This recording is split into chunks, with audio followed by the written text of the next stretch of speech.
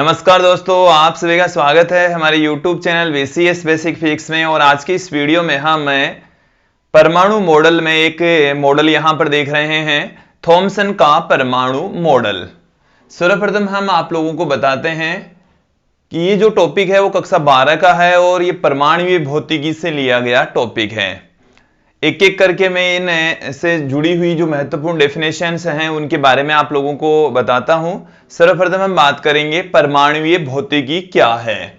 तो परमाणुीय भौतिकी भौतिक विज्ञान की वह शाखा है जिसमें हम परमाणु के बारे में, परमाणु मॉडल, संरचना के बारे में, गुणों के बारे में अध्ययन करते हैं, तो उसको हम परमाणुीय भौतिकी कहेंगे, एटॉमिक फिजिक्स कहा जाएगा।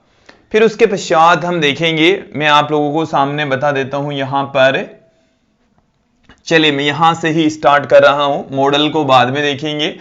सर्वप्रथम हम बात करते हैं परमाणुीय भौतिकी। परमाणुीय भौतिकी क्या है, अभी मॉडल के बारे में भी चर्चा करेंगे। इसको हम कहते हैं एटॉमिक फिजिक्स। एटॉमिक फिजिक्स है क्या वो देख लीजिए, समझ लीजिए कि भौतिक विज्ञान की वह शाखा जिसके अंतर्गत हम परमाणु के बारे में, परमाणु की संरचना, मॉडल्स के बारे में अध्ययन करते हैं, तो उसको हम परमाणुीय भौतिकी कहते हैं। तो भौतिक विज्ञान की वह शाखा, भौतिक विज्ञान की वह शाखा जिसके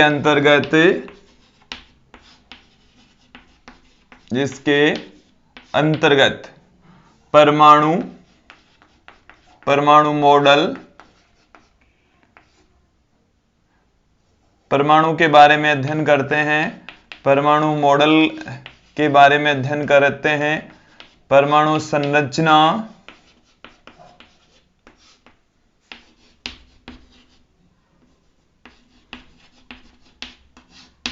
व गुणों के बारे में अध्ययन किया जाता है। गुणों के बारे में अध्ययन किया जाता है, परमाणुीय भौतिकी कहलाती है। परमाणुीय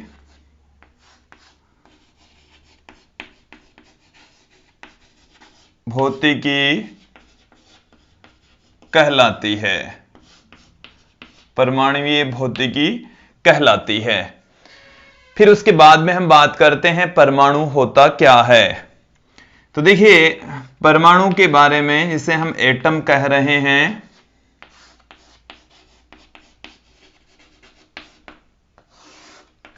परमाणु, एटम। तो देखिए पदार्थ की वह सूक्ष्मतम इकाई जिसका आगे विभाजन करना संभव नहीं हो, जो स्वतंत्र अवस्था में नहीं पाया जाता हो, जो रासायनिक अभिक्रियाओं में भाग लेता हो, परमाणु कहलाता है। तो ध्यान देंगे कि पदार्थ की वह सूक्ष्मतम इकाई, पदार्थ की वह सूक्ष्मतम इकाई, सूक्ष्मतम इकाई जिसका आगे विभाजन संभव नहीं हो, आगे विभाजन संभव नहीं हो, तथा जो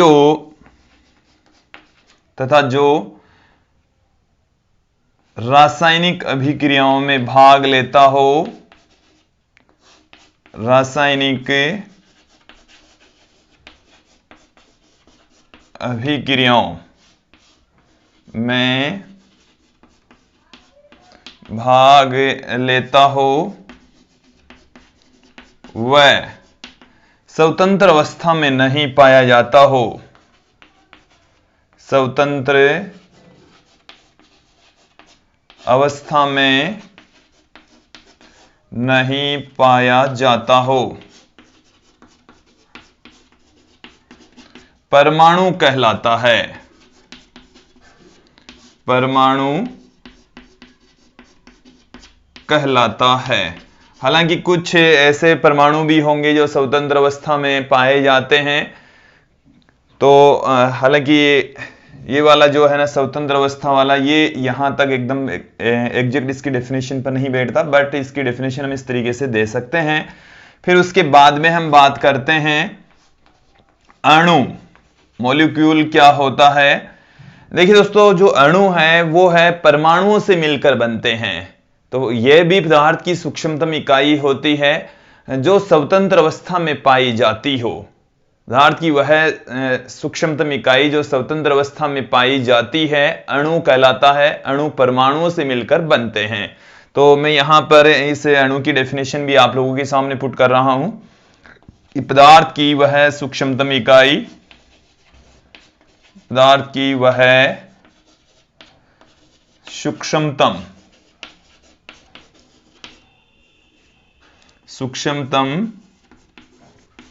इकाई जो स्वतंत्र अवस्था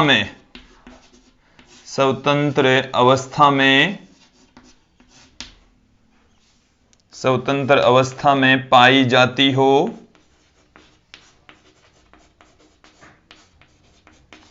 अणु कहलाता है। अणु कहलाता है। यह परमाणुओं से मिलकर बनते हैं। यह परमाणुओं से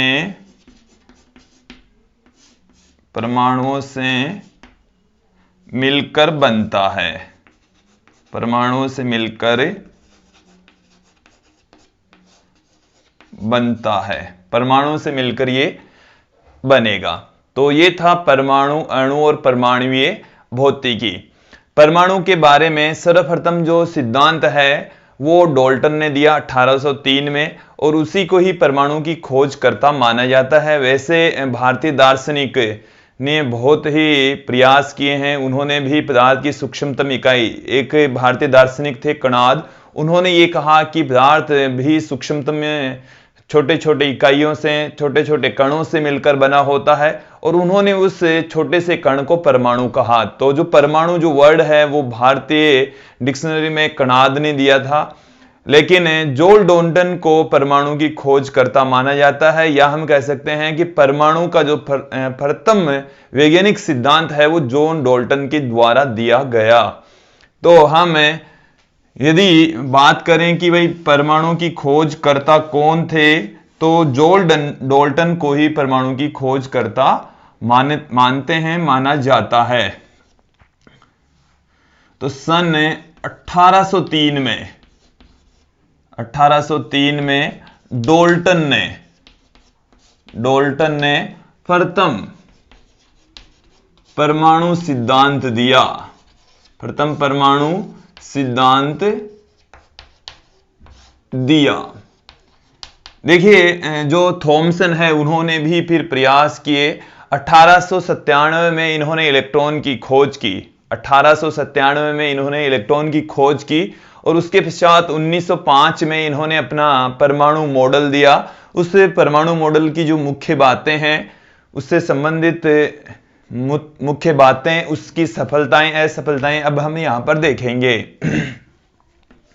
थॉमसन का परमाणु मॉडल, थॉमसन का परमाणु मॉडल, थॉमसन के परमाणु मॉडल को दिया गया 1905 में। 1897 में इन्होंने इलेक्ट्रॉन की खोज कर ली थी। उसके पश्चात देखिए इस मॉडल में इन्होंने क्या क्या कहा। इन्होंने ये कहा कि जो परमाणु है वो 10⁻⁻10 मीटर का एक गोला होता है, उसमें द्रव्यमान तथा धनावेश एक समान रूप से वितरित होता है, तथा जो ऋणावेश है वो बीच बीच में उपस्थित होते हैं। ऋणावेशित जो इलेक्ट्रॉन है, उस टाइम पर इलेक्ट्रॉन की खोज हो चुकी थी, जो ऋणावेशित इलेक्ट्रॉन है वो बीच बीच में मौजूद होते हैं। ये उन्होंने कहा कि जैसे लड्डू में जो पीले कलर का लड्डू आता है उसमें लाल कलर की जो बूंदी होती है उसकी भांति उपस्थित होता है, या जो तरबूज के अंदर बीज जैसे उपस्थित होते हैं वैसे परमाणु में इलेक्ट्रॉन उपस्थित होते हैं। इस मॉडल को प्लम पुडिंग मॉडल भी कहा गया। इस मॉडल को प्लम पुडिंग मॉडल भी कहा गया। तो यहां पर आप देखेंगे इन्होंने जो परमाणु का मॉडल दिया, इसमें इन्होंने इसको परमाणु को इस तरीके से माना कि एक गोला होता है 10⁻⁻10 मीटर का, और उसमें जो ऋणावेशित इलेक्ट्रॉन है वो बीच बीच में उपस्थित होते हैं इस तरीके से, और जो बाकी का जो हिस्सा बच गया, ये वाला जो हिस्सा है उसमें धनावेश होता है। ये तो है ऋणावेशित इलेक्ट्रॉन, ये इलेक्ट्रॉन है, और बाकी का जो हिस्सा बच गया है, ये वाला जो हिस्सा बच गया है वो धनावेश है, वो पूरा का पूरा क्या है, धनावेश है। इन्होंने इस तरीके से परमाणु को बताया, समझाया। तो इस मॉडल की जो मुख्य बातें हैं वो मैं आप लोगों के सामने रख रहा हूं।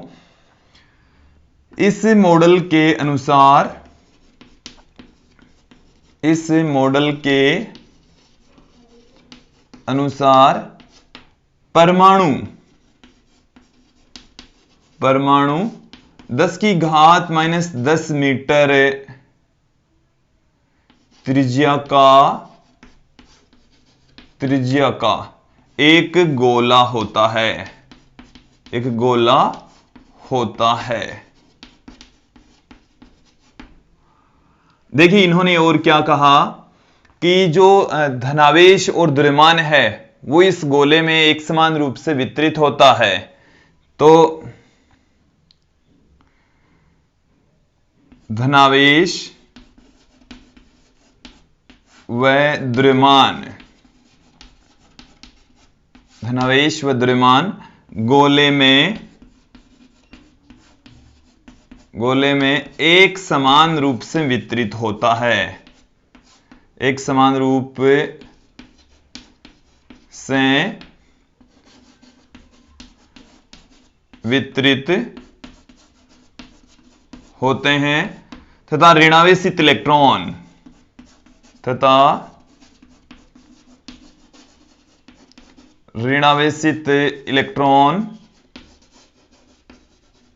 जो ऋणावेशित इलेक्ट्रॉन हैं वो बीच बीच में उपस्थित होते हैं, जैसे तरबूज में बीज। ऋणावेशित इलेक्ट्रॉन बीच बीच में उपस्थित होते हैं, बीच बीच में उपस्थित होते हैं, जैसे तरबूज में बीज। तरबूज में बीज, यदि पूरे तरबूज को हम परमाणु माने और उनके जो बीज होते हैं वो इलेक्ट्रॉन के रूप में होंगे, ये इन्होंने अपने मॉडल के अंदर बताया। और देखिए एक फल भी पाया जाता है, प्लम पुडिंग मॉडल, उसी के आधार पर नाम दिया गया। इस मॉडल को प्लम पुडिंग मॉडल भी कहा जाता है। इस मॉडल को प्लम पुडिंग मॉडल भी कहते हैं, प्लम पुडिंग मॉडल भी कहते हैं, प्लम पुडिंग मॉडल भी कहते हैं, प्लम पुडिंग मॉडल भी कहा जाता है। देखिए इसके पश्चात हम इस मॉडल की सफलता और असफलता की चर्चा करते हैं। तो देखिए मैं यहां से इसको अब यहां पर हम थॉमसन के परमाणु मॉडल की जो सफलताएं हैं और असफलताएं, कमियां हैं, उसके बारे में चर्चा करते हैं। तो थॉमसन के परमाणु मॉडल से परमाणु के स्थायित्व को अच्छे से समझाया गया, तापायनिक उत्सर्जन को भी अच्छे से समझाया गया। देखिए प्रकाश विद्युत प्रभाव और गैसों के आयनीकरण की घटना को अच्छे से समझाया जा सका। तो थॉमसन मॉडल की सफलता, तो इन्होंने कुछ घटनाओं को समझाया। कौन कौन सी घटनाएं हैं वो देखिए। इस मॉडल के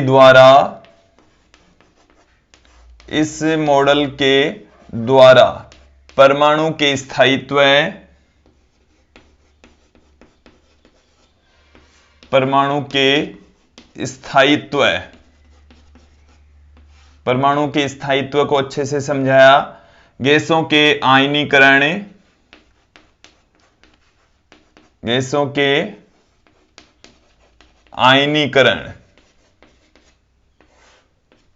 के आयनीकरण को समझाया जा सका। प्रकाश विद्युत प्रभाव को भी अच्छे से समझाया जा सका। इसके साथ में तापायनिक उत्सर्जन, तापायनिक उत्सर्जन को समझाया जा सका।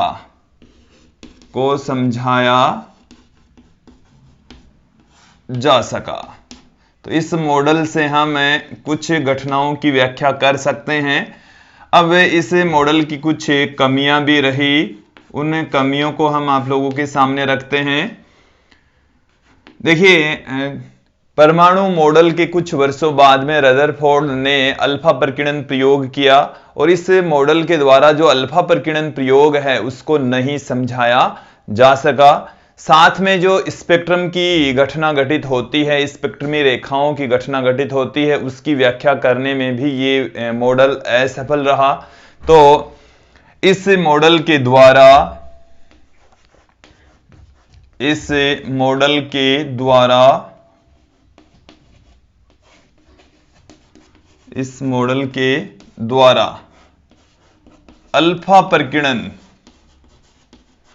अल्फा प्रकीर्णन की घटना को नहीं समझाया जा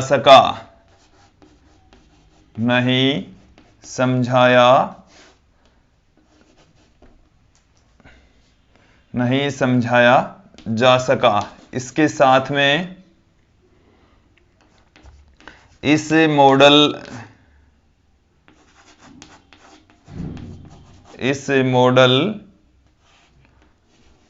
द्वारा स्पेक्ट्रमी रेखाओं की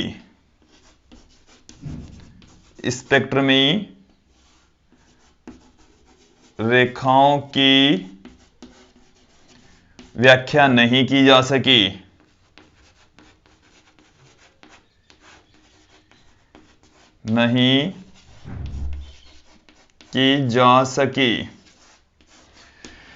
तो दोस्तों, ये था थॉमसन का परमाणु मॉडल। इस मॉडल की कुछ महत्वपूर्ण बातें, इस मॉडल की सफलता और असफलता हमने आप लोगों के सामने रखी। और वैसे हम ये जानते हैं कि परमाणु में इलेक्ट्रॉन और जो धनावेश है वो इस तरीके से विद्यमान नहीं होता।